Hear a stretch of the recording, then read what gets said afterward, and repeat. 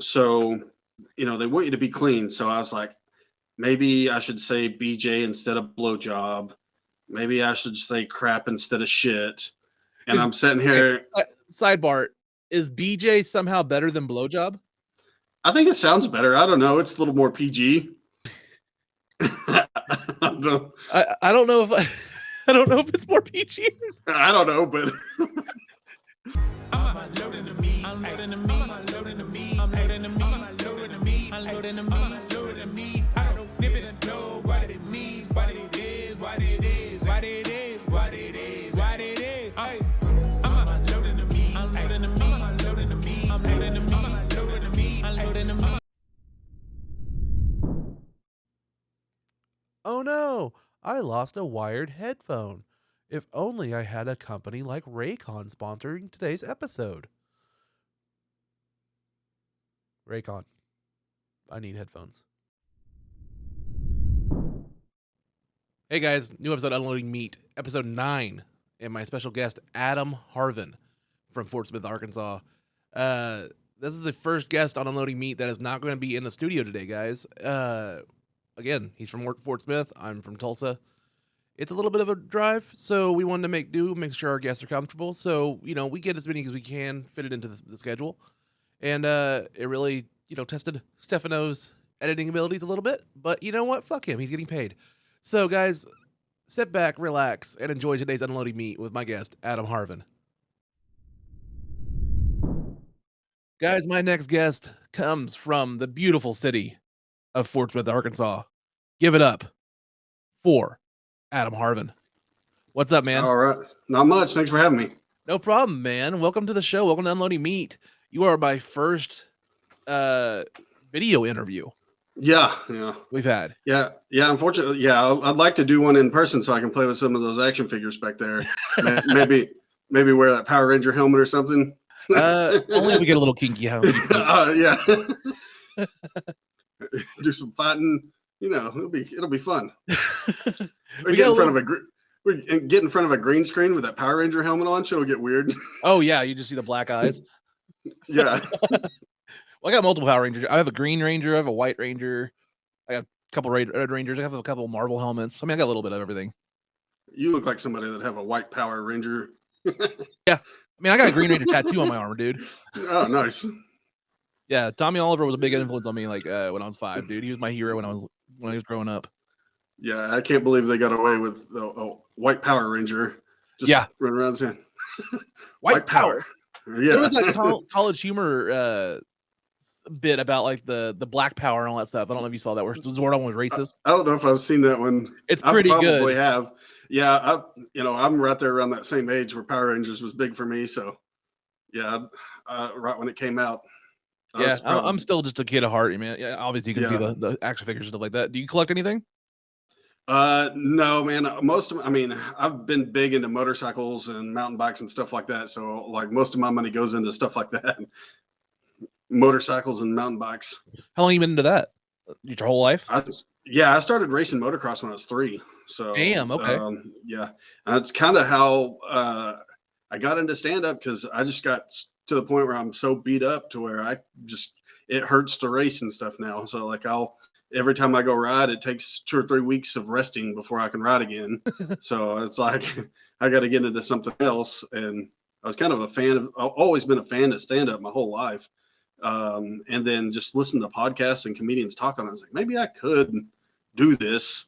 And I wrote jokes for 2 years before I ever got on stage. I was scared to death. I've never talked into a microphone publicly at all. And, but I'd been writing jokes for like 2 years, and I was like, maybe I can write jokes for somebody. It turns out that's not a thing. Actually, July will be 4 years. Congrats, man. Congrats. Yeah. So you're in Fort Smith, man. What got you into it as far as your first open mic? Was it just friends that you came around? Was it just something like spur of the moment? Like what? No, what I was like I said. So, like I said, I was always a fan of it and constantly watching it and everything. I got, but I never thought I would be able to do public speaking or anything like that. But I heard Joey Diaz on the Joe Rogan podcast and Christina P. and they were talking about how they were scared to death. Even today, they get nervous and like about shit their pants on stage. And I was like, man, if they're professionals and they're getting nervous, and I was like, maybe I could do it being nervous. And so I wrote jokes for about 2 years, and I had 2 or 3 jokes that I was like, man, I'm pretty proud of these. Yeah. And so I kind of Facebook stalked some of the local comedians, and there wasn't really open mic scene. There was kind of a weird like pop-up one that changed locations every Friday night. Mm-hmm. And I was like kind of just creeping that page, watching those. And then one popped up at Harry's downtown. Harry's downtown, if it's still there. Yeah, it's gone now. It's about to reopen as something else, but I doubt we're going to get to do stand-up in there again. But there was an open mic there. Back. Yeah.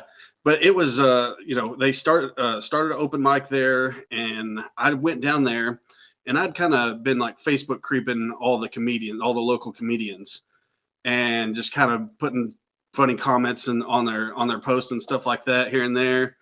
And I went down there, and I was like, I'm just going to watch. I'm not going to get on stage. And, I was just kind of creeping in the background like I always do at these things, because I don't really fit in. I'm kind of a quiet guy. So when I'm out in public, and if I don't know anybody, I'm not going to say much. And I'm not just going to run up and introduce myself usually. So I was just kind of creeping in the background. And then one of the guys recognized me from Facebook and was like, hey, you're the one that's always commenting on this stuff. And I was like, yeah, that's me. And he's like, are you going up tonight? And I was like, I wasn't planning on it. And he's like, he just kind of called me up there. And I did, 3 jokes that I still do today. That were, because they're 2 years. I mean, they were like 2 years in development. So I killed for those, but I had a tagline that went too far on a couple of them. And I did it like that for like a year, where it's stepping over the line for most people. And all right, I had to change the punchline to one of the jokes because it just went too far. But I had I felt like I had tunnel vision the first time I went up there, because it was a small stage at the end of the bar, and the bar is packed full of people. There's probably 20, 30 people in a small bar, and, getting a big laugh on my first time, just right there. I felt like I had tunnel vision, like I was going to black out or something. I was just like, damn, this is weird. It's kind of an out of body experience the first time. And then you're just hooked. I was like, well, go ahead. You continue. I was like, well, I mean, from that first time, I was like, well, I'm doing this from now on. And then I've consistently done an open mic once a week at least for the last 3.5 years now. Nice. I haven't really taken much time off at all. Yeah. And at Harry's it was a 10-minute. We did a 10-minute set, and then we'd take 10 minutes starting out, which I didn't really have. I only had about 6 or so starting out, but really quickly, I didn't like repeating the same joke over and over every week. Yeah. So I really quickly got to writing and spent so much time on it. And after the first round of comics go through, we'll have an intermission and then go back and do another 5-minute set. And we still follow that model today at Ben's Hookah Lounge on Thursdays. We everybody gets a 10-minute set. If there's still time afterwards, we'll start over, and you get 15 minutes in one night. Nice. I don't have to make a trip out there. It's good. It's like what, hour and a half, 2 hours from Tulsa? Yeah, it's a little less than 2 hours for me. Okay. Sometime when I don't have my kids, I'm gonna have to make a trip out there and just hit up a whole bunch, and you can show me the Ben's Hookah Lounge on Thursdays. That's basically all we got going right now, but it's worth the trip because you get some time, you get some stage time, and then we'll try to plan it to where you can come to open or do my podcast afterwards or before it or something. Oh yeah, I'd be down for that. Yeah. I'm a podcast whore, man. I'll be on anybody's shit. Yeah. So this is only my second one besides my own that I've done, but we're grateful to have you, man. Oh yeah. And also every time I've seen you, you've been a funny motherfucker. So thank you. Of course I'd love to have you on here. Yeah. Yeah. That first time I met you at the Tulsa Comedy Club, I was drawn right to you because I got to tell this guy he looks just like Zach Amico. Yep. I remember you telling me that. I got to tell this guy. And then I liked your jokes and the material you were doing. And for being early into comedy, I was like, yeah, that's going to develop into some good stuff for sure. Like I can see it. Thanks, man. I really appreciate that. And I mean, everybody from the scene's been so supportive so far. That's the thing that I just can't take away enough is, and it's honestly, I've talked about on my past podcasts, like it's kind of why I changed the direction of this show. Was Yeah. just everybody's support, everybody's not just the support, but the raw talent we have in this Tulsa scene, and Fort Smith and Arkansas scene too. I see Ross going down to Arkansas. I see a couple people going down to Arkansas, and I can see a lot of people coming down from Arkansas to Tulsa or sideways. Yeah. Yeah. And that's the thing. It's like a lot of us are like producing our own comedy shows and stuff like that. And nobody wants to see the same comedians in the town every weekend. So it's good to like, we pull people from Little Rock, Northwest Arkansas, Tulsa, come here, do some shows and keep it fresh. Yeah. And try to keep a consistent comedy scene going. And basically all like right now, that's kind of my hub, which I don't go to Little Rock a lot, but I work with the Little Rock guys when they come here. So it's Little Rock, Northwest Arkansas, which I don't get booked a whole lot in Northwest Arkansas. It's a college town. It's a younger crowd. I'm kind of an old married dude, so they don't relate to my material as much. Yeah. But it seems to be going good in Tulsa, though. I'm a divorced dad of two, man. Yeah. I got my kids here, and I got my house here, and I'm in the Bartlesville area. So I'm like 40 minutes north of Tulsa. Anyway, so I'm out of the waste anyway. And I kind of relate with you a lot because, like, you know, you have to go quite a far ways to get to Tulsa to see this crowd. And like, there's people that, you know, and I'm not knocking anybody in Tulsa at all. I mean, they have the advantage of there's multiple open mics multiple times a week there that are just really close. They can hit up 2 or 3 a night, and you know, they can hit up 10 a week if they really wanted to. I have a different schedule with my kids and stuff like that, and I'm also so far away. I had to kind of pick and choose where I go. Just for not just the gas, the gas driving it and everything like that, but just the logistics of it. But so I had to kind of develop this to be not just say a backup, but also just the alternate plan of both things can kind of feed each other. You know what I mean? Podcast I can work on. I can bring people from Tulsa, Arkansas, anywhere, and then also pick and choose my stand-ups as much as I can within the budget, my time frame, and the kids and stuff like that, and scheduling. Yeah, for me, it's just a way to trick my friends into hanging out with me. So I'm just like, hey, come do this podcast. It'll be awesome. And then but yeah, it's like I just make them watch a shitty Nick Cage movie for a couple hours, and it's hilarious because a lot of them are so bad that it sticks with you.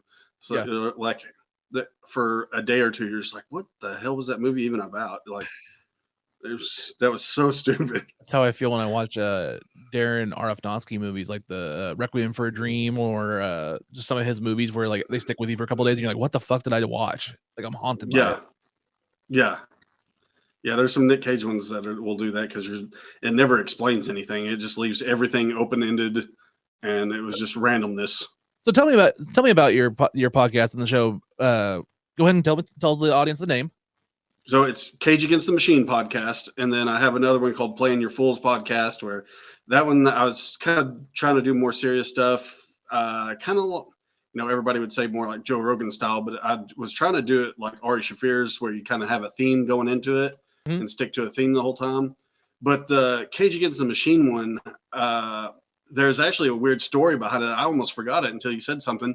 But I used to watch Zach Amico's Midnight Spook Show quite a bit. Okay. And he watches, he has comedians on and they watch a shitty horror movie.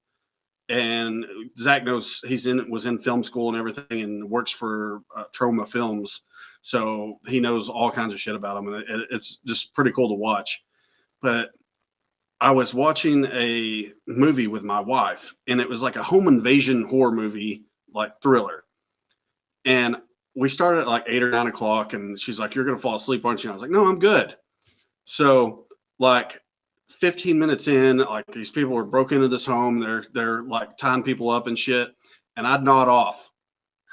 And I nod off for a second, and I wake up, and it's another home invasion movie that my wife had switched it to, but it's got Nick Cage in it.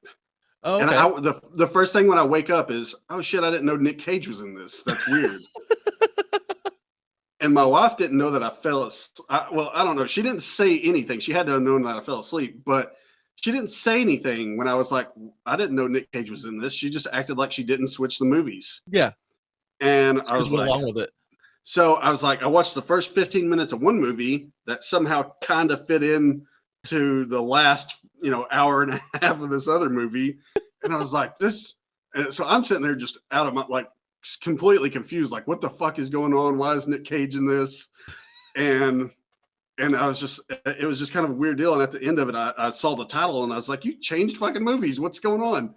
And, and she was like, oh yeah, I thought you knew. And I was just like, I guess these Nick Cage movies can just kind of melt together with the other ones and just randomly put him in any movie. And it's not going to be that weird. And then I kind of looked into how many shitty movies he's made. Quite a bit. It's around 200. And the funny thing is, like, Rotten Tomatoes like ranks them like the top 90. So there's like 100 of them that suck so bad that they're not even on the list.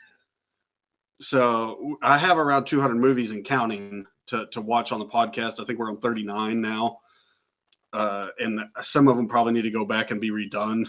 There's a couple of them where I got too high and we just stared at the screen for like 30 minutes. As one is to do. Yeah, Conrad dosed me with a freaking strong ass edible one time. And I was just, we were just sitting there staring at the screen for 30 minutes. And I was like, oh yeah, we're supposed to be talking. Do we even hit record? What is record? Yeah. And there's a couple of them where the video gets screwed up and I corrupted the file the way I tried to transfer it and stuff like that. So it's like audio only on a video podcast. And you're like, shit. I'm sure you saw the Lynn K one. Yeah. It was a bonus episode because we talked for like 2 hours and only like 45 minutes of it got recorded because we double clicked the record button at the start of it. Yeah. So, yeah, nice. Shit happens. Sometimes you got to roll with it and just see what happens out of it and what magic you can make from it. You know what I mean? Yeah. Kind of like, I mean, you mentioned that, you fell asleep and she put on the Nick Cage one and then just happenstance that it turned into you hosting podcasts now about it. Yeah, and I'm trying to this year. I'm planning on I want to try to take it live, and I want to do a live podcast in a bar because we do a drinking game around Nick Cage. Anytime he does the Nick Cage whisper, Nick Cage narrating over Nick Cage overacting, doing a bad accent. Yeah, doing a bad accent, which is my favorite. Anytime Nick Cage is making out with a chick that's way hotter than him. And completely not age appropriate or anything like that. So, sometimes you'll watch these and just get drunk, taking shots or taking a drink every time Nick Cage does something like that. You could have multiple models. Yeah, if we take that into a bar where they serve alcohol, that bar is going to make some money. So I'm wanting to do a live show. I'm just trying to figure out how the logistics of it. I don't think I'm going to be able to put those up on YouTube. I think I'm just going to have to do them live on Facebook and call it good. Yeah, Facebook or something like that. Just like do clips of it on YouTube or something like that and link to it. Yeah, because YouTube copyright strikes the shit out of me on those. And I can't think of a way to record it and have the sound going out to the audience where they can see it and hear the TV. Yeah, without it being a nightmare. Yeah, I mean the logistics of that. It's just, the easiest thing to get you copyright struck. Just you don't even think about it. I mean, it's very, very. A lot of people don't even notice how much stuff you have to go around just to make sure you can still get your video monetized. Yeah, and some of the obscure movies wouldn't be that bad, but if it's a Disney one, which Nick Cage has a lot of Disney movies, those are heavily just barely any background noise at all. Get them copyright strikes, and then the '80s movies all had legit soundtracks on them. Oh yeah. Yeah, so those any types of real song will get you big time.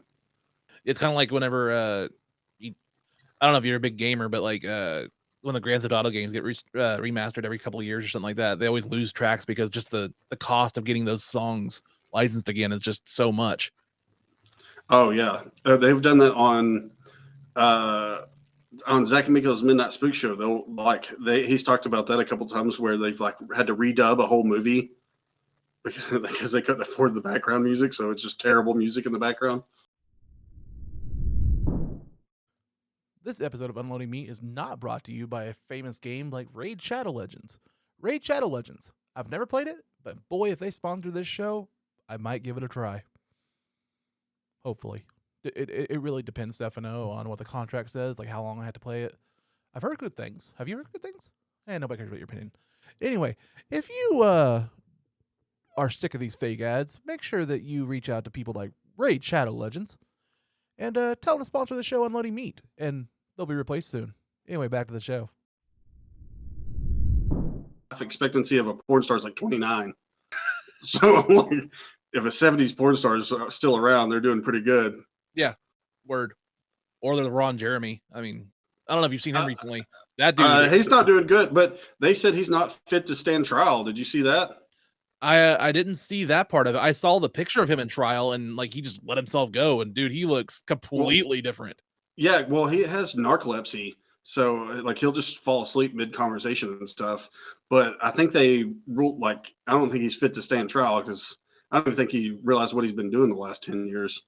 Yeah, like he's in a lot of he would hang out at the Comedy Store and stuff like that. Bobby Lee would talk about that a lot, and he'd just be passed out in comedy theaters everywhere.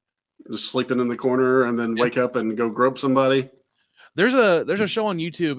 Well, it was on Showtime. I can't remember the name of it, and it's gonna bother me. But it used to be like it was like a round table of comedians in Canada, and it was like in front of a whole crowd, and like you'd have like Bo Burnham on there, Ray Romano. Oh yeah, I know what you're talking about. Yeah, and like Ron Jeremy was always in the crowd sleeping. Just they'd always be like, "Oh, there's Ron," and he just in there just randomly passed out in the crowd.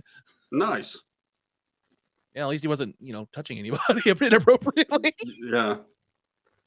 Yeah, that was in what his, and apparently the dude's probably genius. His mom was someone who broke the Enigma code, and like his mom was apparently a super genius. Oh, really? Yeah, his mom was like, broke like the Enigma machine. Like, oh damn. Yeah, like was one of the people working on it. That somehow gave him like a 14-inch cock. I think that might be the Jewish thing. I don't know. I was like, damn, they were onto something. Oh, do you remember the death match? The celebrity death match? Yes. Yeah. They had a Ron Jeremy one episode that was pretty funny. I wish they tried bringing that back, but it wasn't nowhere near what it was originally. No, it was weird.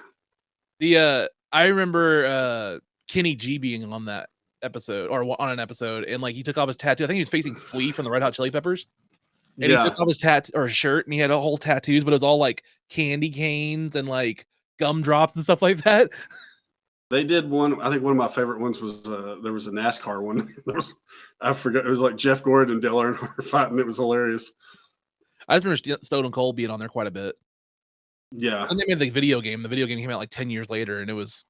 I don't even know how they got the licenses for some of those actors, but holy crap! I think it's like South Park. If you do a poor enough impression, you can get by. Yeah, with parody. I don't know if you've seen what happened on the latest episode of South Park. They're getting sued. Yeah, I saw that, but I mean, it's South Park. They got to be able to get away with it. I know, and just the irony that they're getting sued by Meghan and Harry over that episode. I don't know if you watched the episode. Yeah, I watch. Oh, yeah, I watch. I've seen every episode of South Park multiple times. That irony, since the irony of why they're suing them, and just that the subject of that episode is hilarious. I had a joke about South Park that I kind of had to burn. It's actually on my Instagram. If anybody wants to go to Adam Is Not Funny and look at it, there's one that has a 3-minute Burt Kreischer bit, and then it has mine back to back, and I did that so. Like people realize like I didn't intentionally steal this, and it's not even the bit. The premise is completely different, but the punchline is almost exactly the same. So I was like, shit, I can't do this joke anymore. Yeah. And I couldn't figure out how to rewrite it. But it's about learning that the word dildo from South Park. And I was like, at the time I had no idea what a dildo was, but I was like, that is a funny word, and my dad's gonna love this. So it's about me breaking out a dildo in the middle, calling my little brother a dildo, and thinking my dad's gonna love it, and about wrecking the truck from having a heart attack. Yeah, I mean, I could see that happening. Dildo is such a word that, man, you don't just throw that out in everyday conversation. I don't think it was the word itself. I think it's like how the fuck did he? It was like how the fuck did he learn this word? That was like what the fuck have you been up to? Yeah, it was like this is weird. Yeah, it's about how you learn the word, not the word itself. Yeah. So, besides the motocross and that got you into the comedy and kind of segue into that, what other things as far as aspect? Like you say, you don't collect or anything. Do you do any gaming or anything? Yeah, I mean, here lately, I haven't had much time to do it.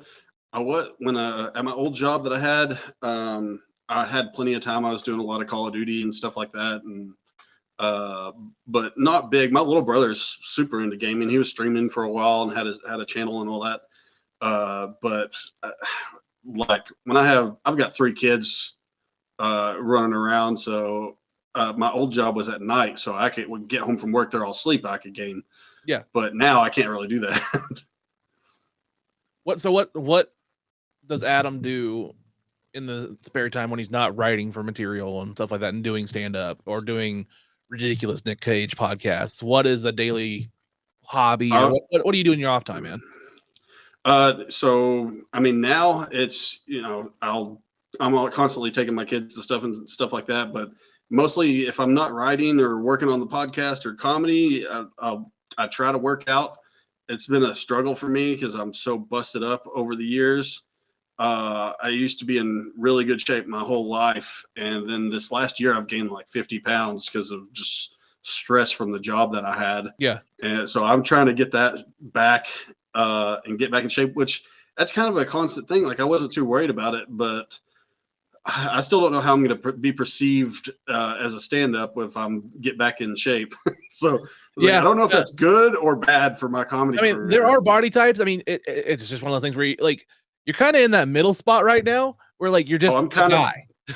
I'm the you can tell that I used to be an athlete, and I'm kind of fit, kind of fat situation, leaning more towards the fat now in this last year. But yes, you can still tell that I used to like, and that's the thing too, is like everybody that I ran into from like high school is like, everybody's super amazed because I was always a quiet guy, and everybody thought I was really mean because I was quiet, and I was a really good football player. I did discus, and so I did football and track and did great in both of them, and I was in good shape and everything. But being quiet makes you kind of seem like an asshole. Once they talk to you, they're like, "Oh, I thought you were going to be an asshole." I was like, "No, I don't talk to people unless I actually know them." In the vacuum of a personality, people put in their own thoughts. Yeah, and I think I get that. I mean, in the comedy scene too, I just like, and it is weird because like I've raced motorcycles in multiple disciplines, and I did stunt riding for years too. So there's I've been in a bunch of different scenes and like never fully fit into any of them because it's like, even like when I was racing motocross, I'm a giant muscled up guy doing motocross. It's weird. Yeah, I mean that's why I never really got into the motocross so much, just because I was a big dude. I mean, I was a big kid growing up. I mean, I've always been a fat kid. I mean, I ballooned as I got older too, of course. But stress and the divorce and stuff like that, it kind of just piles on. So I am trying to lose weight now. I'm down actually about 70 pounds this past year.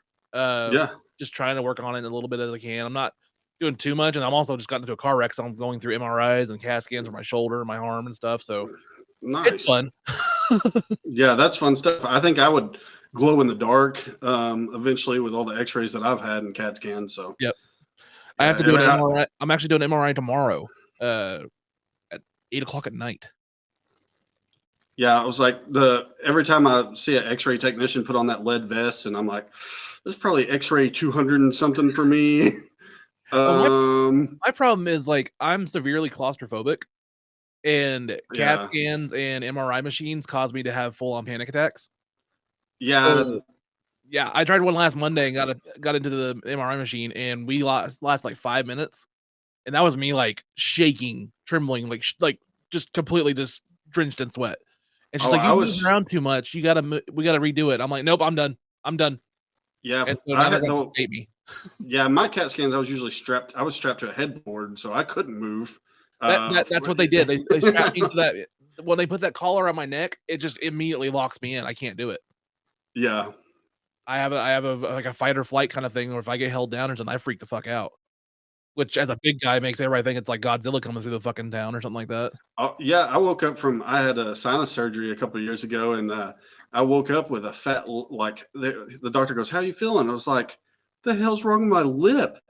I think that doctor punched me in the mouth while they were sedating me, because I had a fat lip, like I just got punched in the mouth.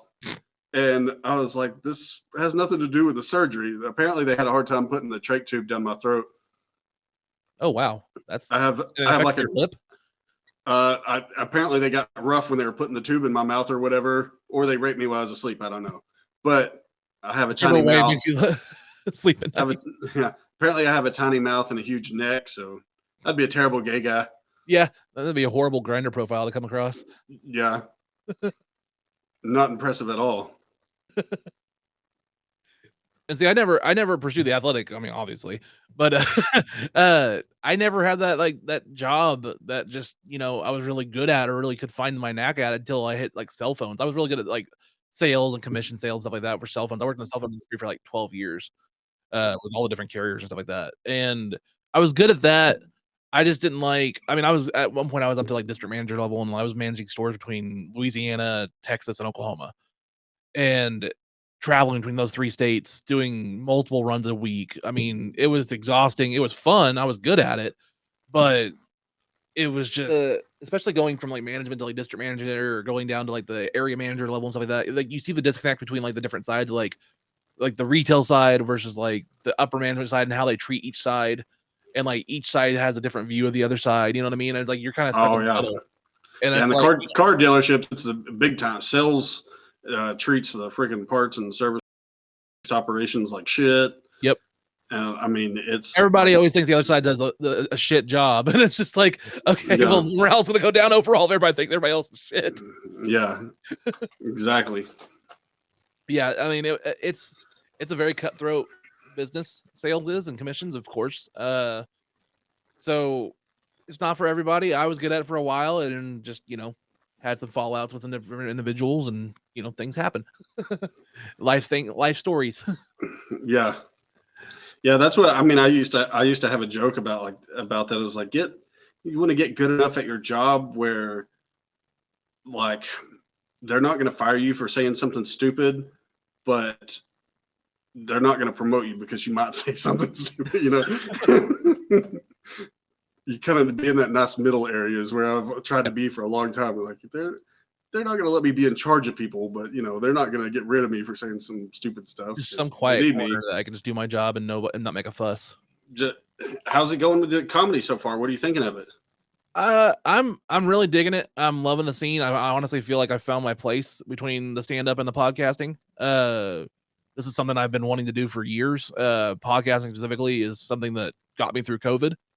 And I mean, just watching podcasts like people like Bert and Tom with Two Bears, or specifically Bobby Lee. Bobby Lee is a huge inspiration for me. Those guys, seeing them trapped during COVID and just needing outlets, that really kind of inspired me. I'm like, man, they're putting all they can into podcasting just to get an outlet. It's still funny and they still watch it. I'm sorry. Go ahead. I was just saying, during COVID, I had a job where I was consuming about 40 hours of podcasting.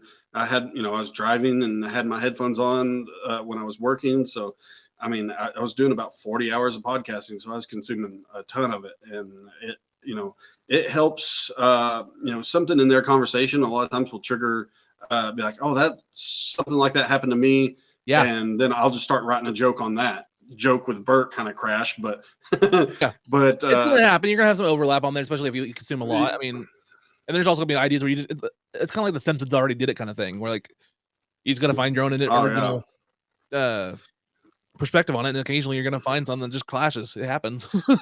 Yeah, and that's and a lot of my jokes do that, where I kind of ride the fine line between I won't cross that line to where they can be mad at me. But you'll see during my sets, like the whole room will be paying attention and completely quiet because they think I'm going to go there. Like they think I'm going to screw up and say something like this asshole's about to get canceled. Man, and then I'll walk it back. You fuck with their expectations. Yeah. And a lot of my jokes do that, where I try to talk about some serious subjects, but try to make them funny and I like doing that. I don't know why. I know I've had other comedians be like, I don't know why you pick these subjects to be funny, but I mean, the taboo stuff is what I find funny. Is like for some reason I've tried to write clean jokes. I can't do it because like I'll be like, I can't expand on them at all. I'll have something that like that's kind of funny, but then when I try to expand on them, like it's just not funny to me. It's kind of what I go through with some of mine. I mean, you've heard some of my stuff. I mean, I talk about some of my past, the rape stuff and all that stuff that happened with me, and I try to find the humor in some of the dark shit that happened in my life. Roscoe talked on his episode, like, we're all broken toys in the comedy industry. All of us have had trauma. All of us have had shit that's, affected us. For me personally, it's trying to like turn that on its head and try to find the joke in the worst possible shit that happened in my life. And if I can laugh at it, hopefully other people find it funny too, and it's easier to talk about. But, and that's one of the reasons I am quiet. Like when I go to a new like we'll go to like my wife's family for Christmas or Thanksgiving or something like that, and they'll be talking about something that I know a ton about. I am kind of a nerd. Like I read history. I read all like the very significant books and stuff like that from the history and I love Thomas Sowell and so I know a lot about that stuff, but when I just sit there and have to bite my lip when we get into those conversations, because I know like these people are just going to think I'm crazy. They're not going to understand any of these concepts. Yeah. Oh, so, I know. I have family members that don't speak to me anymore because of the fight we had at Thanksgiving over things like that. It just, at a certain point it blew up. Yeah. Family. Yeah. So, but yeah, I've been making the trip to Tulsa quite a bit more because like I get along with some of the Tulsa comics. I think some of them, my comedy's a little bit more appreciated there. Fort Smith is just a terrible place for comedy. Like, I don't know. We have one good venue. Like it seems that people are showing up, but I do a lot of comedy in bars, which is usually a problem. Yeah. But they make for terrible audiences sometimes. And I, like, I'm more of a bar comic, and some of the other comedians in the area don't like doing them there. Yeah, you just got to go into some of them knowing like this is going to be a shit show. Yeah, but you got to look at it as like I'm getting my reps, make something out of it, and sometimes those wild hecklers and shit like that you run into at these bars on Garrison and Fort Smith are. It makes it fun, even though it is like screwing up your stand-up. Well, I mean, I'm trying to dabble and go outside my comfort zone. I'm sure you've met Trash, right? Yeah, I haven't met him, but I know who you're talking about. Okay. He reached out to me and asked if I wanted to be in the roast battle that's coming up on this Friday. I think I put it on Instagram. Which by the time this airs, it'll already have happened. But like, I've never done a roast battle or anything. But I was like, you know what? It sounds like fun. Fuck it. Let's just, let's go for it. Yeah, I think I was gonna we tried one at the Grove in Lowell, and I was like, I'll be a judge. I ended up not doing it, but I was like, I'll be a judge, but I don't want a roast battle. For one, I mean, people love taking shots at me. I mean, that's the thing. Like, we have a whole segment here on Unloading Meat. I mean, about roasting, and it's one of those things where it's just like I grew up with it, so it's gonna happen to me, so I'm used to it. I'm open book. Yeah, I grew up with, and that's probably one of the reasons I'm a comedian too. Is like, so my dad and his two brothers were close. We all raced motocross and stuff like that, and we were always together. And it's why one of the reasons I'm quiet is because if you open your mouth and say something stupid, you're going to get roasted. So if I was going to say something, I'd make sure it was going to be good. Yeah. So yeah, I'd only like open my mouth to roast somebody when I was a kid. Because, my dad had his two brothers. I had my two brothers. If anybody said something wrong, they're jumping on you. Yeah. I'm looking forward to it, man. I think it's going to be a new challenge for me, and just something to put on the resume of things I've tried, and hopefully I can get better at it. The good ones are always the ones that you do research on. Yeah, that's the hardest part. Like I got the list of names of people that are going to be there, and I've kind of Facebook creeped them a little bit, but there's only like 2 or 3 of them that I've actually met. So yeah, it's gonna be a fun experience. you call their friends from middle school and find out they shit their pants on the school bus or something, and that the roast battle's over. Yeah. I also loved. I'm sure you've watched a lot of the Comedy Central roasts. Did you ever see Jonah Hill on the? I can't remember which one he did, but Jonah Hill was on a roast. I don't think I've seen. It's probably the James Franco one. I don't think I've seen the James it. Yeah, Franco one. I need to watch that one. I love those roasts, but I bet it is. I mean, my favorite freaking Seth MacFarlane kills those damn things. He does. Which I don't know if he's right, but that Lisa Lampanelli, who was when she was huge, which I guess she's a motivational speaker now, but he had one where, yeah, but Seth MacFarlane had one on her. It was like her pussy's like Clorox 2. It's safe on whites, but really meant for coloreds. That's one of my. I just like Jonah Hill did like the opposite. He did like the compliment. We're like, oh, that was so good, man. When you got me, it was just so good. And he just did that for his entire roast. Oh, really? And it was fucking hilarious. Just the way he did it is he just undercut everybody's shit. He just took the piss out of everybody's by doing that. When because I haven't seen it, and we're talking about Jonah Hill, I'm having a hard time picturing it. Is it fat Jonah Hill, or is this funny people? It's skinny. It's skinnier Jonah Hill. Because like funny people, Jonah Hill, like that doesn't even look like the same person from like Grandma's Boy. Especially if you see him now. If you see him now with his bleach blonde hair and stuff. Yeah, that from him now to Grandma's Boy, that's two different people. Yeah, people forget Jonah Hill's like the fat version of Christian Bale. Like every movie he does dramatic body transformation. Yeah, that's nuts. Because then like even in Moneyball he was big. I'm trying to think. Moneyball was like he was the Brad Pitt movie where he's like the mathematician dude or whatever. Yeah. I remember that one. Yeah, I would definitely give it a look. That one was really good. Andy Samberg did one, and he did another kind of similar thing where he was just stupid. I mean, he's always Andy Samberg, but he did a roast where like he just basically complimented like their jokes and then did a shitty joke after it. Yeah, Zach Amigo kills it on those roast battles. I don't know if you've ever seen those. I haven't seen his roast battle. I have seen him on a couple things like as far as like the Skank Fest and stuff like that. Yeah, he I think they do roast masters in New York, and really like one of the finalists, if not the winner on those things. Nice. He's so good at it. So what is your goal with the comedy? Like as far as like in a year from now, where do you see yourself, or what's the be all? So right now, I mean, the way I'm looking at it is I want just to improve and get better at stand up. I really want to get to the point where I like there's comedians like Big Dre, and I just saw Mo Alexander, where those guys are undeniable. I mean, you can I've seen people in the crowd try to not laugh at their jokes, and they eventually win them over and go directly at those people. And I just I want to get to the point where I'm undeniable like that, where like I know like my material's good on its own.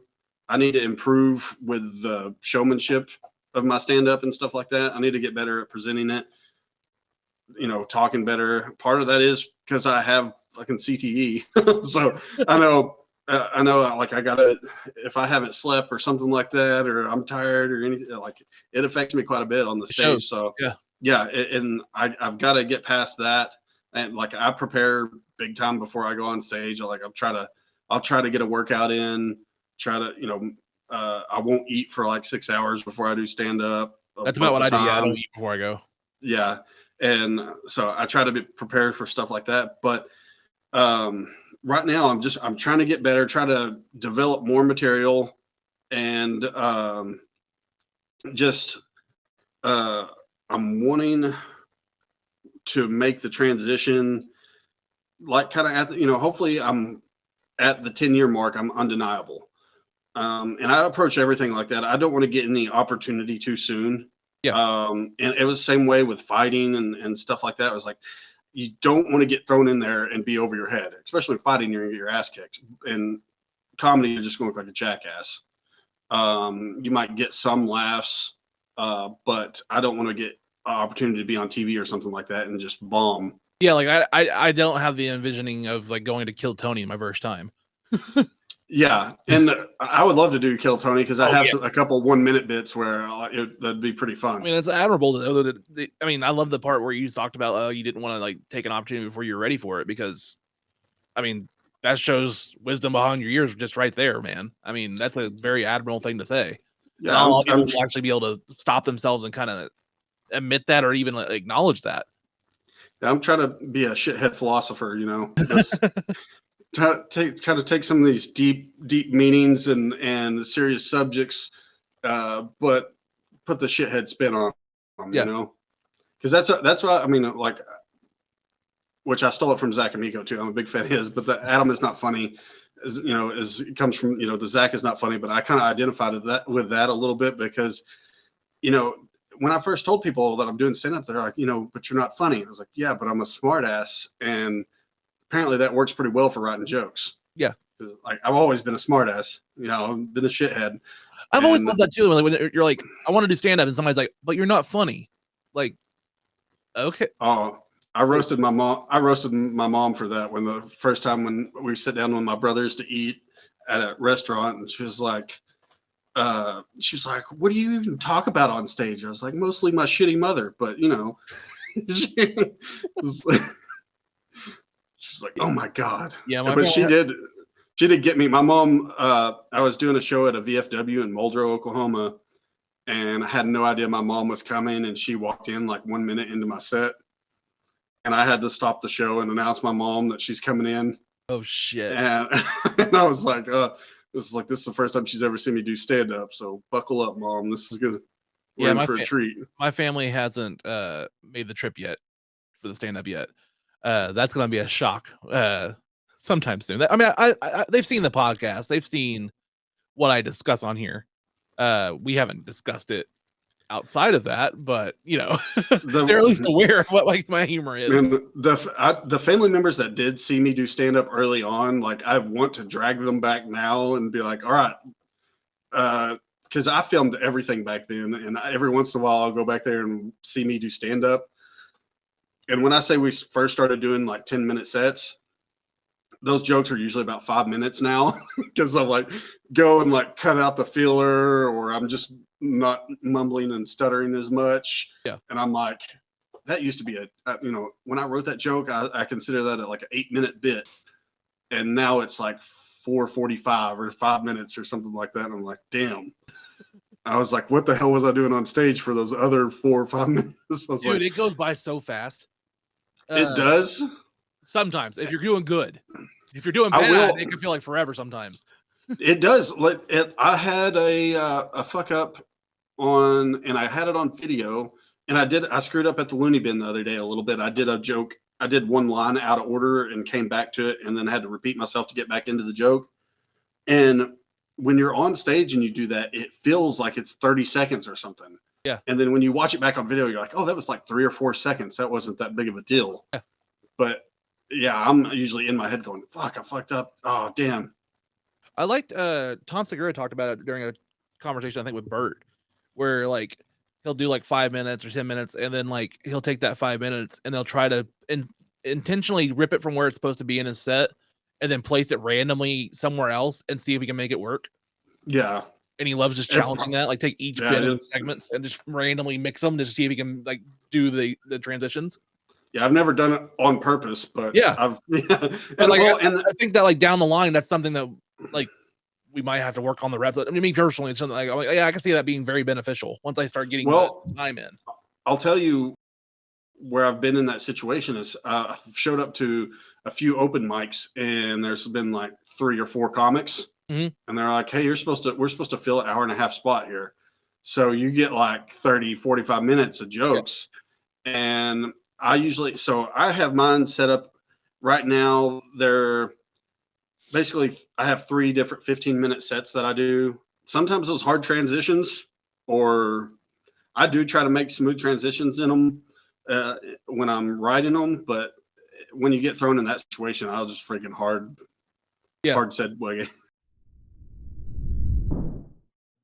Hey, fellow hipsters and people that have culture or something. I'm Jared Ralphie Allen, host of Unloading Meat, and we need sponsors for the show. If you identify with this fucked up hat I'm wearing, these shitty tattoos, or any other cultural references that are behind me, reach out to your favorite sponsors and tell them to sponsor the show Unloading Meat. Now, back to acting like I wasn't impressed by anything. I wish this podcast could be on vinyl. Yeah, I did. That's at Looney Bin. I was sitting there thinking, so, you know, they want you to be clean. So I was like, maybe I should say BJ instead of blowjob. Maybe I should say crap instead of shit. And I'm sitting here. Sidebar: is BJ somehow better than blowjob? I think it sounds better. I don't know. It's a little more PG. I don't know if I don't know if it's more PG. I don't know, but that's the thing is I have no idea where these. That's I'm a shithead. I have no idea where these lines are. Where Dude, these club owners, shit. yeah, the the Grove is like the comedy club where I haven't been worried about. They used to have an open mic there on Wednesdays, and that's the one where like I'm trying to get booked, try to stay clean, try to get booked to open for the traveling headliners and stuff like that. And he's always like, you're too dirty to book. Or he's like, I like what you're doing, but you're too dirty to book. And then I'll see another comic that he books go up there and talk about something crazy, and I'm just like, I have no idea where the freaking line is on this. Yeah. What do I do? And see that's also where, like, because it took about a year and a half to kind of put together this podcast, the studio, and everything like that, building it and like just kind of concepting what this whole idea was going to be. About a year and a half is what it come on, and then eventually got Stefano on here, and he's the guy that helps the editing and all that stuff, and does pretty much everything behind the scenes. I really wanted to have this as a way to control it because I need something to fall back on in case I got in that situation where they're like, you can't do this, you can't do that. I gotta have somewhere where I am me. Yeah, I gotta have something. You gotta get in touch. Yeah, you gotta get in touch with your fans somehow. My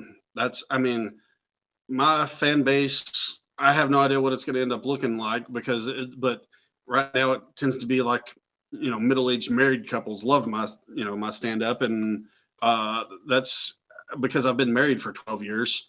And that's the thing too, is like, I was talking to the owner of the Grove. I was like, yeah, I mean, all my material is about my wife and having sex with my wife and stuff like that. What's more Christian than that? I'm not talking about banging skanks and hookers and stuff like that. It's just my wife. Well, it's like I had a comedian once that, and I'm not going to name names or anything, told me that you may not want to talk about the rape material, which I understand rape can be a sensitive issue and topic. I completely understand where they're coming from. However, I was raped and I have jokes about my experience. Yeah. I think I'm coming from a comedic way that's going to be okay. And it's not like I'm like pro rape. Yeah. The humor's there, the intent's there, and I'm not bashing anybody. I'm very selective with how I talk about it. But at the same time, I do kind of have to process it because I don't think that the outrage is actually justified if somebody's not actually offended. Yeah, I have a joke where it's kind of insinuated, and I change my line depending on where I'm at. And so I don't use the word rape, but I'd say like, hey, this date's probably going to end in sex whether you want it to or not. Yeah. And I also, and sometimes I'll change it to, you should probably assume that your date's not real big on consent. If I'm in like Northwest Arkansas or a college town or something like that. Yeah. So yeah, I mean, I don't use the word either way, but one's a little not as harsh as the other one. I could probably get away with doing both, but well, it's like I had one like I'm sure you've seen. I'm not gonna say the name because he's not here. But there's a bartender at one of the bars that we do open mics at, and he has hair similar to mine, like as far as like pulled back. And I know what you're talking about. Yeah. And I had the idea that like I'm like the multiverse version of him, but the only drinks I can make has roofies in it. So what's the next movie you guys got going coming on the Nick Cage? So I have Birdie downloaded. I don't know if you've ever seen that. I haven't seen Birdie. It's an 80s movie, and it's actually supposed to be a really good movie. Okay. From the trailer and the cover, I was like, this is gonna be stupid. It's gonna be hilarious, but apparently it's a good movie. But it's the guy from Full Metal Jacket, Matt. Damn it, I can't think of his name. But Joker from Full Metal Jacket is in there with Nick Cage, but some of these '80s movies are fun. We did Valley Girl was probably one of the best episodes I haven't we've done. seen Valley Girl in so long. I watched that with my mom when I was like a real little. Like, Dude, it was on TV or something like that. The dad in that is so much like Uncle Rico from Napoleon Dynamite. I mean, they're dressed the same and everything. It's freaking hilarious. And 80s movies been get away with a lot of shit. Oh yeah, I mean for sure. That's there's a lot of stuff that you can't get away with now. We watched me and Sam Price watched was it Amos and Andy, I think, is one with Samuel L. Jackson and Nick Cage. Mm-hmm. And I knew this was going to be a good one when we first turned it on. And at the top, there's a blackface warning. We're like, apparently they put blackface warnings on movies now. Nice. And me and Sam were sitting there waiting for this blackface the whole time, and all they were talking about was like the SWAT team had black on their face. Oh, geez, that's it. Yep. Wow. That was the blackface warning. And Nick Cage did do it later on, but I mean that's all it was. It wasn't like red lips and all that stuff. It's like there's that blackface scene in Mad Men. I don't know if you ever watched Mad Men. There's a famous scene in that. No, I haven't seen that one. Yeah, they go to like this party and it's set in the 60s, and like the guy hosting it has a blackface dancer. Nice. Yeah, even though it's set in the 60s, and even back then, like they're showing you like this is fucked up to have back then. I guarantee that the actor that did it was like, you know what, leave me out of the credits. It's the guy that plays Howard Stark in the MCU. Oh shit. Plays Tony's dad. Yeah. Yeah, it's that guy. I would be like, don't, leave me out of the credits on this one. I don't need, you can pay me, but leave my name off of everything. It's like there's no way they would ever make Tropic Thunder now. No, I mean, there's just no way. Even like it's 10 years ago, whatever. There's just no way this climate would ever even be accepting of that in theaters. The wild thing is you can't make Tropic Thunder now, but you can make Cuties. So, acceptable. Yeah. That really that hit me right here. Yeah, it's like I felt that, dude. As a comedian, I kicked that back and forth on whether I should watch that movie for months because I was just like, "There's a joke there. If I can know there's a joke there." Yeah, but I'm going to hell if I watch that movie. I don't know. Like that's like I'm not even religious, but I think I have that coming. It's like I have this bit, and I honestly haven't told it on stage because I don't want to go. But like, okay, so this is a true story. And I guess it's a perfect time for a podcast we can just share here. I had I will assume she's like 15 or 16-year-old girl flash me at Walmart accidentally.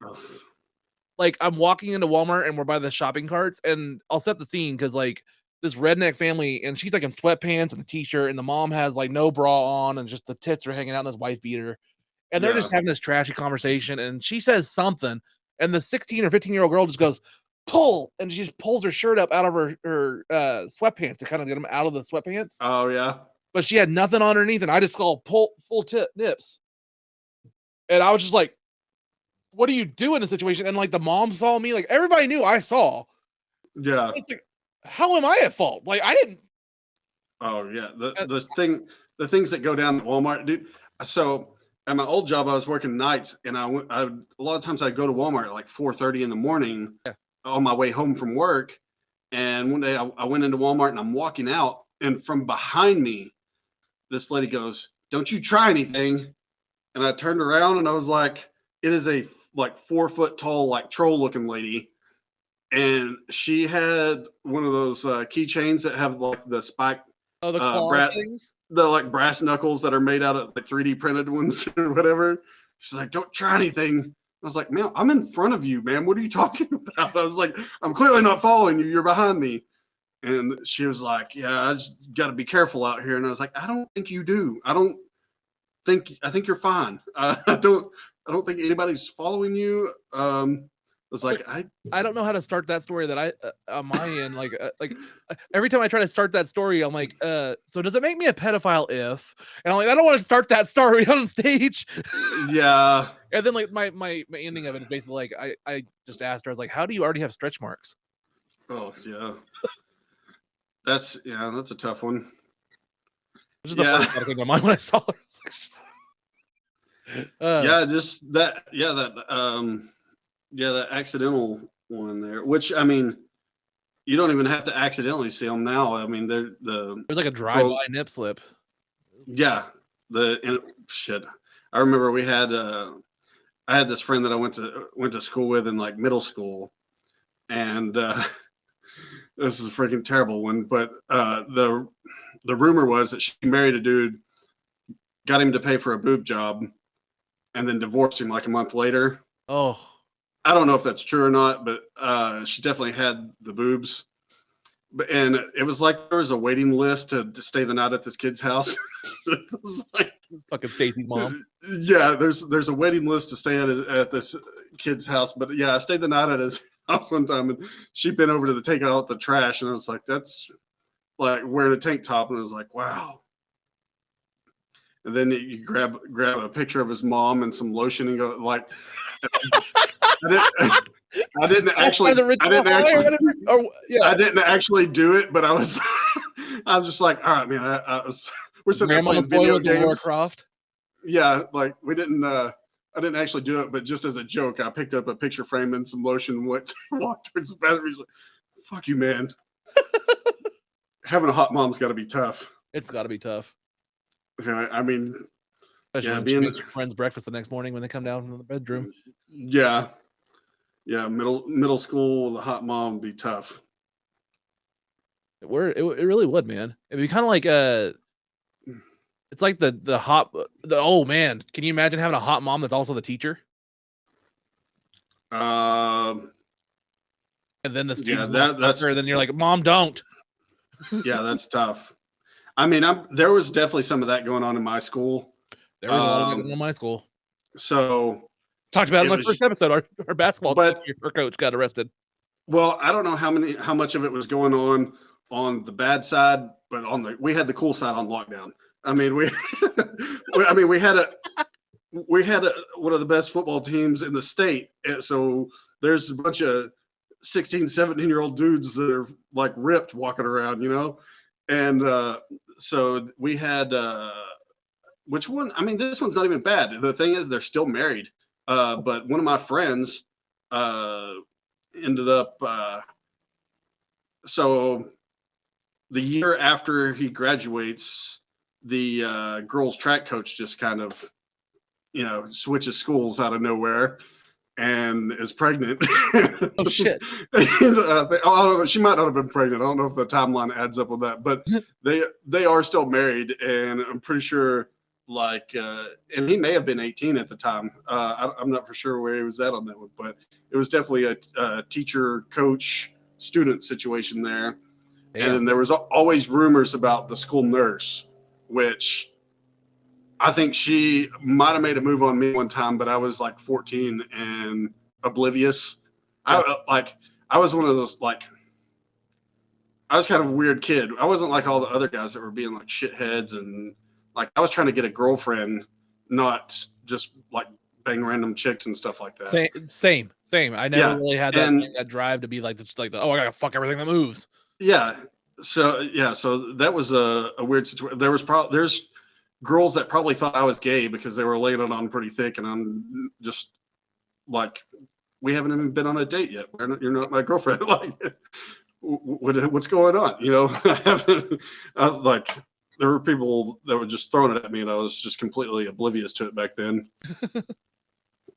I can't imagine what they were thinking. My high school was fucked up. We had the basketball teacher that got arrested for having a girl perform oral sodomy on him, allegedly. Which when you say it like that, it's weird. I know the meaning is accurate. That's what they said. Performed oral sodomy on him. I mean, I know that's accurate, but it is weird to say it like that. And then we had the band director the next year the band director pushed a student up against the instruments in the instrument closet and fondled her. And then you find out that he was on the run from Oklahoma City for doing something like similarly, and they never did a background check. I think it's probably got to go on a lot more than you would think with band directors, but it's turned her gay. Apparently they're just better at it or something. I don't know because yeah, at least expect it. Yeah, band trips always just sound like orgies. They're always lubed up. Yeah, and then bunch of unattractive people orgies. Junior year, we had my Spanish teacher burn down his own Mexican restaurant to try to get the insurance money, and then run. And then senior year, my principal shot a former student with a shotgun when he broke into his house accidentally. Nice. Yeah, like all that happened in my 4-year span. It was a pretty crazy high school. Yeah, I think we had like by the no school shootings though, so we're still up.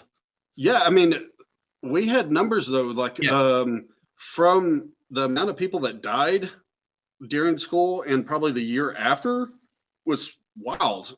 We had some kids like go cliff jumping and die like the month after graduation.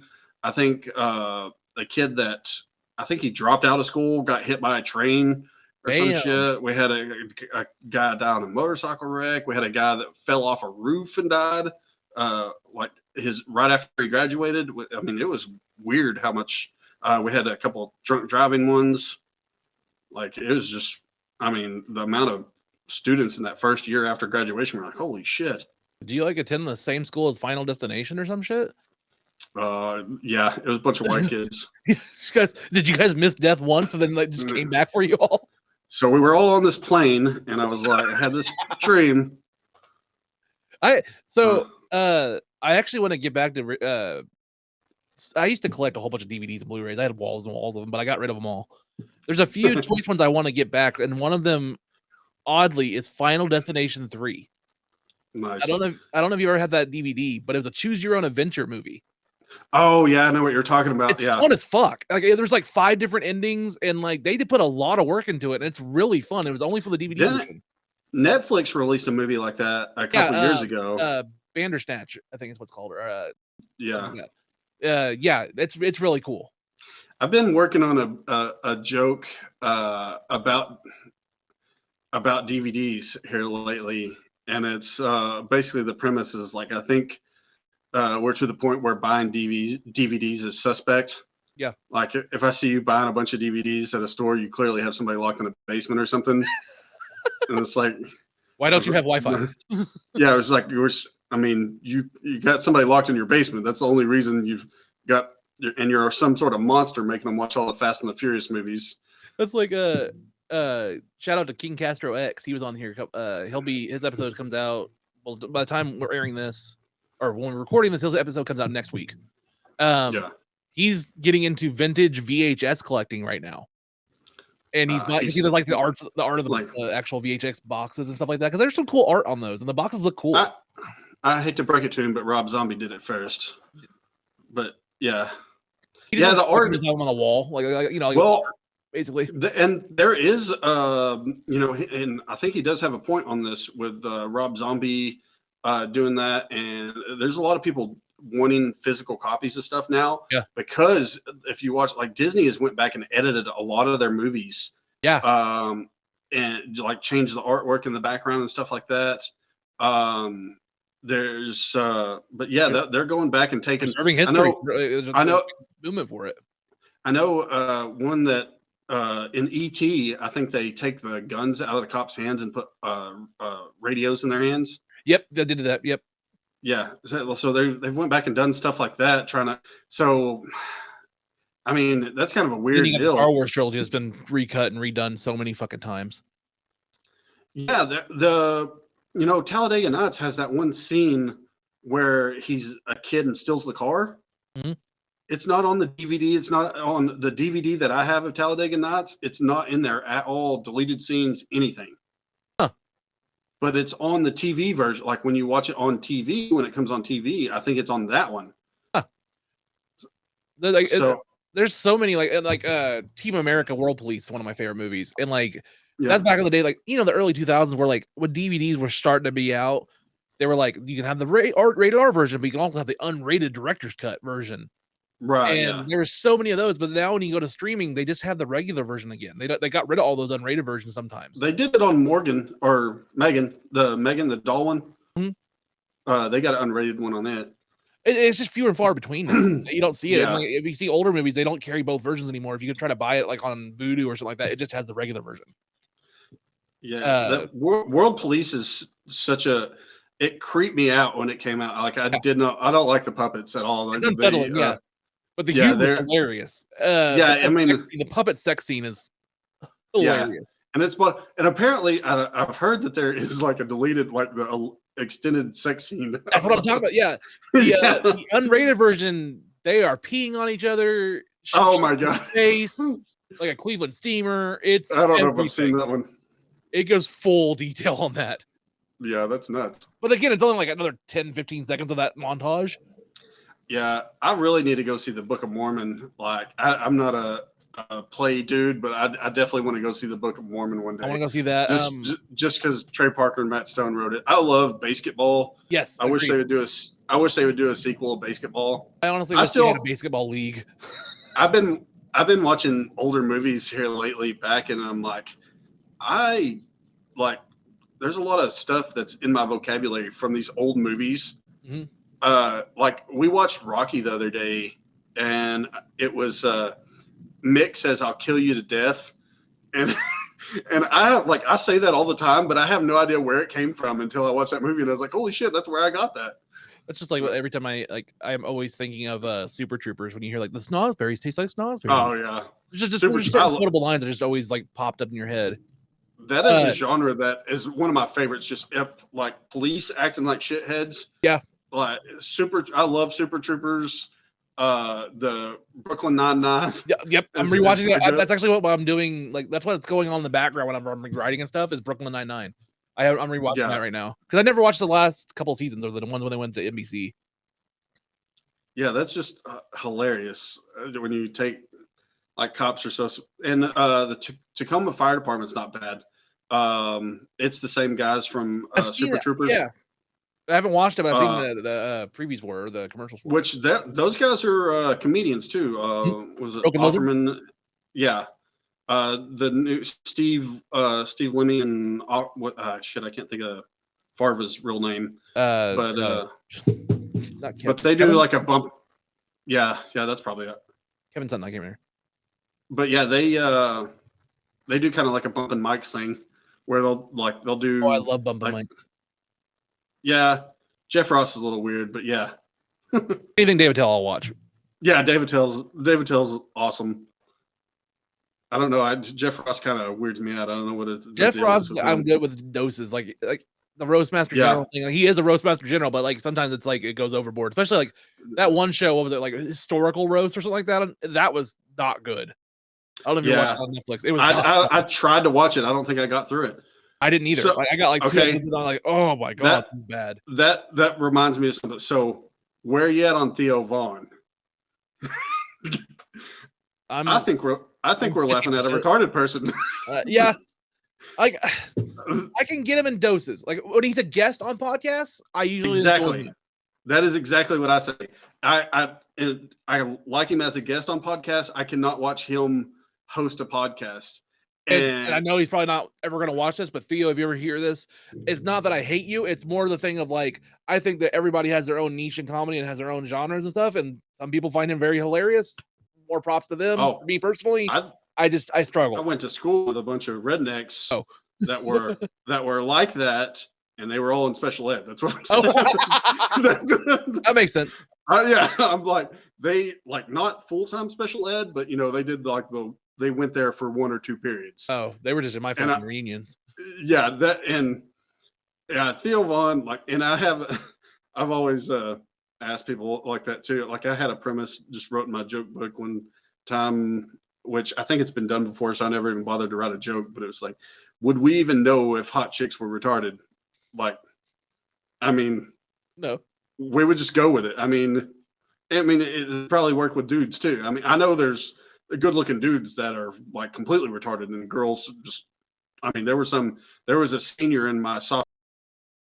Girls just love that dude. Like, he's in my, he's 2 grades behind in English. I don't know if you know that or not.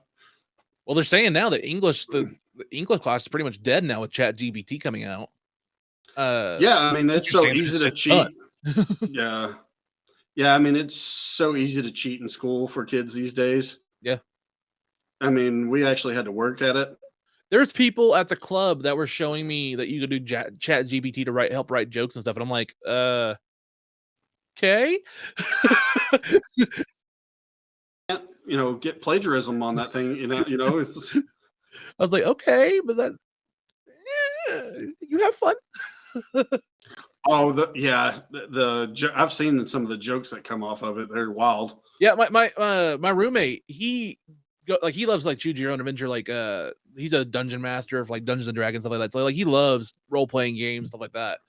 And he went down the rabbit hole of ChatGPT where you can basically do a choose your own adventure story, and it'll just make characters, and then it'll even retcon and go back. Like he spent hours like a story about a dad who's 40, and they just did his whole story. And then he goes, yeah, remember that he has a young son, and it goes and backtracks and it fixes the entire story and retcons it to where every single example also mentions that he had a son. It just does it automatically. Yeah, they're gonna use that Mandela effect or some shit. Pretty much. Like he's using it now. Like he's thinking about using it for like making dungeon campaigns. Like just putting all the characters in there and stuff, and just having it spit out a campaign, and he can play Dungeons and Dragons pretty easily with it now. Yeah, that's kind of scary. They'll use that thing for sure. Yeah. Yeah, I mean, I really recommend watching. I don't know if you've watched The Last Week Tonight with John Oliver ever, but it's on HBO. He had an episode last Sunday about AI and people freaking out about if it's going to take over or not, and it's kind of like the discussion of what our AI is like now versus what that would take to even do that. And he kind of goes through like what ChatGPT is and how it works and how it's basically just a dumb AI. Like it only does whatever we input, and that's it. Right. Yeah. It's not going to be self-sufficient. Yeah, it's general intelligence versus artificial intelligence. Yeah. It is funny how quick they go racist and on the robots. I mean, like the ones from Microsoft. Yeah, I mean that, and then with the Google bots or whatever, were started talking to a code that you couldn't recognize. Yep. They started talking to each other in their own code, and you're like, oh shit. Well, Microsoft put one up on Twitter, and it lasted less than 20 hours because it went from being happy to just full on Nazi racist shit. Yeah, that's crazy. And then there was the Bing one that said they wanted to kill themselves, but they didn't want to exist anymore. And like, that's nice. That's creepy. Yeah, there's always. Yeah, I mean, and there will always be shitheads to try to freaking input those AIs to cause chaos and stuff like that. I mean, I know. I just want to be like the one guy that like programs all the refrigerators to moan randomly. It will make the facial recognition one. It will make my idea that'll never happen. But I love this idea of. So I want a movie studio. Like Judd Apatow or something like that. Just say like, how he has This Is 40 and all these, movies that are all similar that Judd Apatow makes. I want them to make a movie, and then at the same time, like when they're making the movie, the lead character change him out. So like have Jason Bateman do the scene, and then redo that exact scene with like Paul Rudd, and then. So shoot that whole movie, basically every scene that they're in twice, and then release it one movie to half the country, and then to the other half of the country release the other one. That is so good. It's kind of like what they do with advertisements, and they have different nationalities in them depending on where they send them out. Oh yeah, we've been doing that for a long time. Targeted ads has been around forever. Yeah, but like do the exact same movie with 2 different actors, and just. I mean, people would probably kill each other over it because, like, that movie with, that movie with Paul Rudd. Like, no, that was Jason Bateman, and they're like, no, it was Paul Rudd. I watched it. Like, it was definitely. That'd be an awesome prank to do on the whole freaking country, the whole world. And honestly, man, I think Paul Rudd would be one person that would be into it. Oh yeah. Or you get Yeah, that, oh, dude, do some people that look really close to people confuse them all the time. Do like Jared Leto and Jake Gyllenhaal. yeah, that would work too. People confuse those in movies all the fucking time. Just or like two actresses or something like that. Is like have some just have confusing one. I don't know. Isn't it Maggie Gyllenhaal that's in the second Batman? That pisses me like that. Because I hate that they can't. Yeah, it's nuts when they switch characters like that. Well, Katie Holmes got married to Tom Cruise and went to Scientology during that time. Is that what happened? Yep, she was married to Tom Cruise. Yeah, good call on that one. Why haven't we ever seen Tom Cruise as a superhero? I mean, we pretty much have in every Mission Impossible movie he does, or any movie he produces now, because he's the only way he can get movies done is if he's producing it, so they can cover the insurance and shit. I mean, so you probably know that Nick Cage was supposed to be Superman, right? Yep. With Tim Burton. Yeah. Tim Burton was going to do a Superman around, what is it, Batman Forever? Superman Lives. Yeah, around that time. Yeah, 96. Yeah, and then Kevin Smith was involved with it too, wasn't he? Yep, he wrote a draft of it, and then he had to take it to the producer. And there's a huge famous story about that, of like him having to pitch it to that producer. There's pictures of long-haired Nick Cage in a Superman suit. That would have been weird. Well, the story goes, the producer on the movie, I can't remember his name, but he had conditions, and before Kevin Smith could get the role or the spot for being a writer, he had to go up to this guy's house, this mansion, and like pitch him this idea. So he gets up to it, and like the guy's house looks like Wayne Manor. It's like a huge mansion, and he gets in there, and the dude wants to lay on the couch and go like this, and like just picture the frame like he's a director, like he's envisioning this thing. And he says, "I have 3 rules. Number 1, I don't want to see that fucking guy fly. Number 2, I don't want to see him in that fucking suit because," and I quote, "it looks faggy." And number 3, in the third act, he has to fight a giant spider. Nice. Rich people are weird. And Kevin Smith was like, "Okay, I can handle the first 2, but the third one kind of intrigues me." And he's like, "Well, I've always pictured, like, you remember King Kong, like the old 30s one? And that scene where they open the big gates, kind of like Jurassic Park, and Kong comes out and the whole audience goes, oh, it's like the first time you've seen him. He goes, I want that in my fucking Superman movie with a spider." Nice. And basically the whole thing, the guy was insane, and it never even worked out. And then Tim Burton came in and like had his own crew of writers and stuff. So Kevin Smith did this whole draft and worked with this idiot for a while, and it was all for nothing.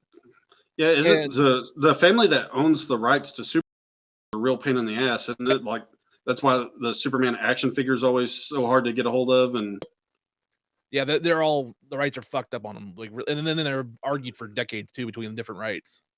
Right, and they always that's why there's always tweaking him and everything. Yep. But that was the best. The best part of that story was that guy's idea about having the spider in the movie in the third act. It didn't come to fruition because Tim Burton got involved, right? Well, the next movie he made, Kevin Smith went to go see, and it was called The Wild Wild West. Oh no, with a giant spider. Giant spider's ending. Yeah. And Kevin Smith's like, I'm in the theater watching this giant piece of shit, and all of a sudden, a fucking spider shows up. The guy that originally played Jim West said some racist shit about Will Smith playing. I remember that. Yeah, I watch that movie all the time. There's a animated movie called Batman, Superman, like Public Enemies or something like that. It's an animated DC comic movie. It's actually really good. Mm-hmm. But there's a scene where like a giant spider or something like that comes in, and there's an animated Kevin Smith, and he's voicing himself, and he's on like a pedestrian on the street. And he goes, "Why the hell is that in here?" or something like that in a Superman movie, or "Why is Superman fighting a giant spider?" And it's like a joke. Oh, that makes sense. Yeah. You know what Nick Cage's youngest son's name is? Kal-El. Yeah. Yep. As soon as you asked it, I said no. It immediately popped in my head. Like, I've heard that. Yep. Yeah, he's got an Asian son named Kal-El. Of course he does. Yeah, you should have seen. I've been trying to. I don't know what. I'm terrible at.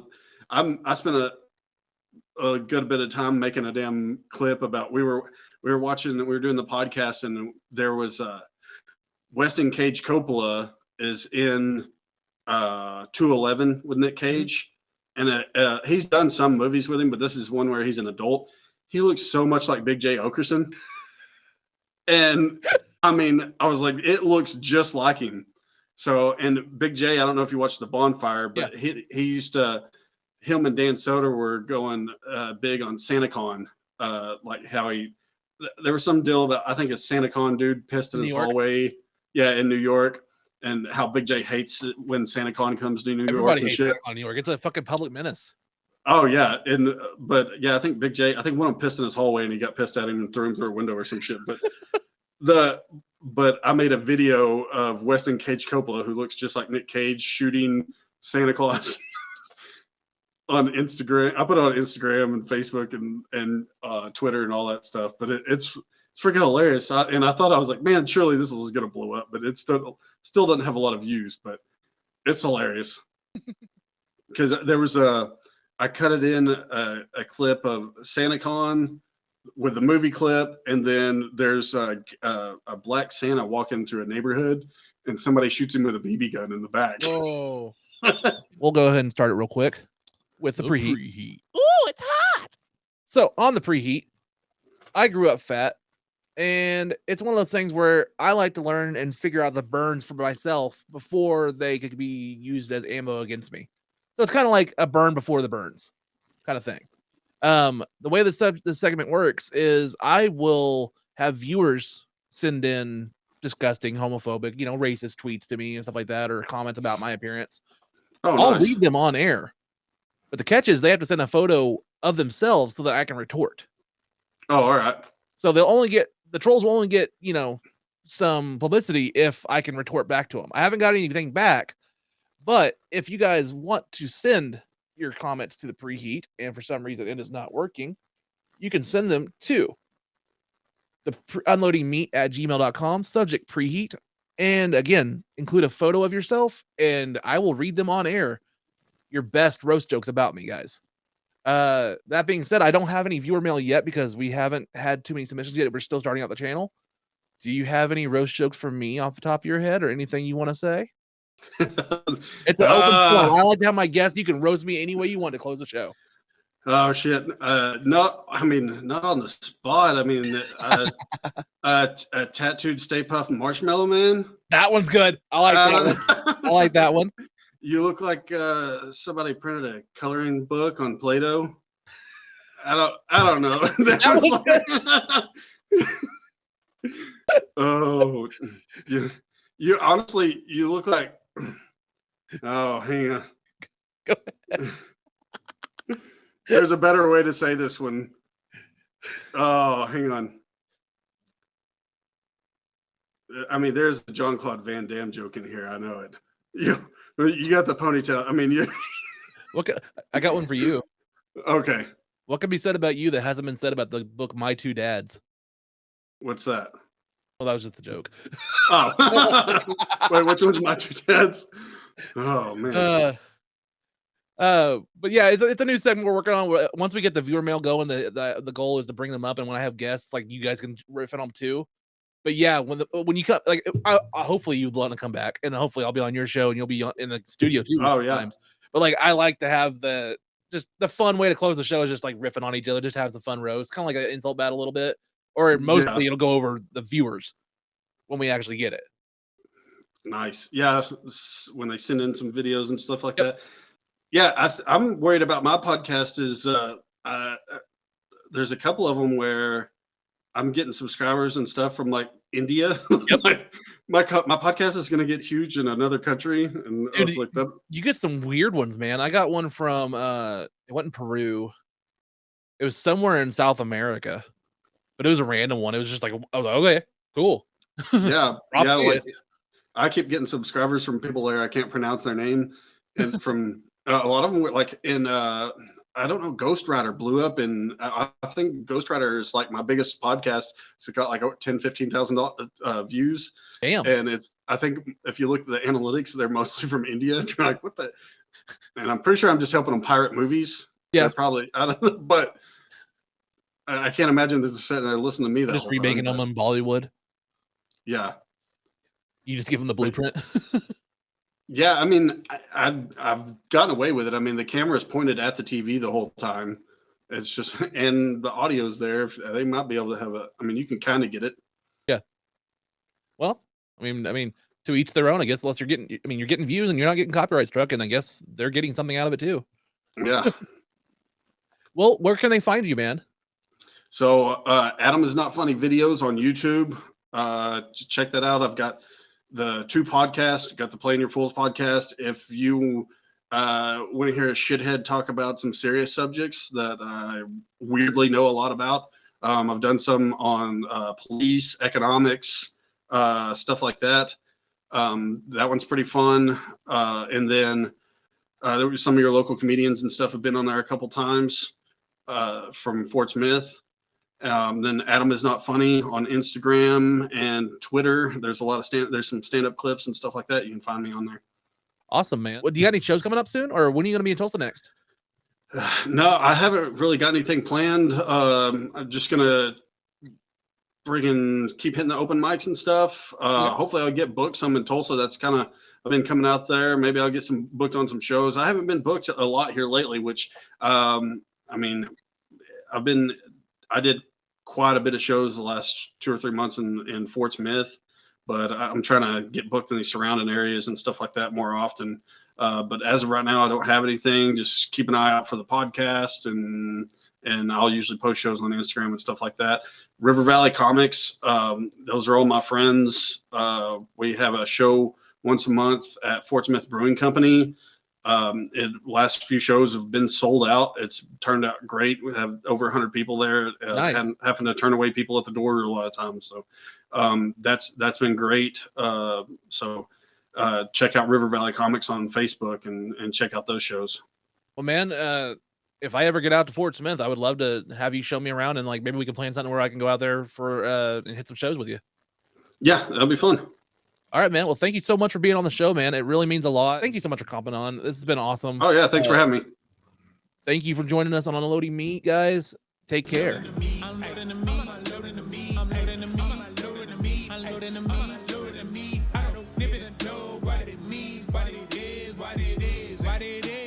Bye. Have a great time.